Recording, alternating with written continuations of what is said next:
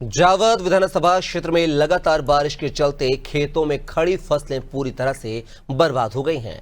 आज खोर के किसानों ने एकजुट होकर तहसीलदार को ज्ञापन सौंपा है और उचित मुआवजा की मांग की है।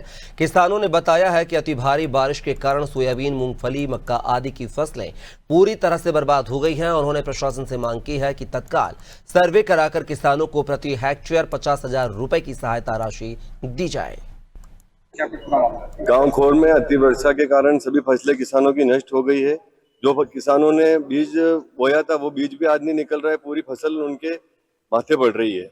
कुल मिला के बहुत नुकसान हो गया। तो सरकार से और तहसीलदार महोदय, एसडीएम महोदय, कलेक्टर महोदय से निवेदन करने आए हैं कि उचित मुआवजा दिया जाए ताकि फसलों आगे की फसल के लिए किसान तैयारी करे और इसी तरह किसान अपनी खेती को कर पाए। नहीं तो बहुत नुकसान हो चुका है अति वर्षा के कारण। वर्तमान में फसल की क्या हालत है? मतलब कुछ फसल की ये हालत है कि उसकी कटाई भी महंगी पड़ेगी। जो बीज किसान ने लगाया है वो भी नहीं मिलेगा उनको। पीला मोजा और पानी अति वर्षा के वजह से बिल्कुल खत्म हो गई है और यह एक फली भी नहीं है इस फसल के ऊपर। क्या मांग कर रहे हैं भविष्य में? हमारी मांग है कि प्रति हेक्टेयर 50,000 रुपए किसानों को दिए जाए ताकि किसान को उचित मुआवजा मिले। आसपास के क्षेत्र में जो ये अतिवृष्टि हुई है उस कारण से किसानों के खेतों में पानी भरा हुआ है। अभी भी कम से कम भारी मात्रा में पानी है, उससे पूरी फसलें नष्ट हो चुकी है। मूंगफली, सोयाबीन, मक्का वगैरह सभी फसलें।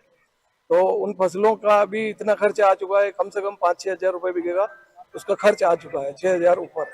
तो उसका किसानों को मुआवजे की राशि नहीं दी जाएगी तो किसान उस स्थिति में आ जाएंगे कि वो आगे की खेती भी नहीं कर सकेंगे और खेती से किसान मतलब ये हम समझ लो आपके मुक्त होना चाहते हैं। अब खेती करना ही पसंद नहीं करेंगे।